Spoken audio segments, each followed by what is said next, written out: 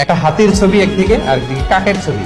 হাতি, হাতির বাচ্চা, কাক, কাকের বাচ্চা। তো মা হাতিটা বাচ্চা হাতিটারে বলতেছে, তোমাকে দিয়ে কিচ্ছু হবে না, মাত্র 2 মাসে কাকের বাচ্চাটা উঠতে পারে, তোমার 1 বছর হয়ে গেল, তুমি এখনো উড়াই শিখলা না। মা হাতি বলে, কাকের বাচ্চা 2 মাসে উঠতে পারে, 1 বছর হয়ে গেল, তোমার কোনো ইমপ্রুভমেন্ট নাই বাবা। হাতির ছোট বাচ্চাটা মুখটা খারাপ করে চুপসে মাথাটা নিচু করে বলতেছে, মম আই এম ট্রাইং, মা আমি চেষ্টা করতেছি। আচ্ছা বলেন তো, ডানা মেলে উড়া কি হাতির কাজ? এই যে ওর সাথে কম্পেয়ারটা করছে, এই কম্পারিজনটা হইছে। আরে হাতি তো he is the king of the jungle, ওর এক একটা পদক্ষেপে ও পা ফেললে থারথার করে কাঁপে পুরো জঙ্গল, পুরো বন।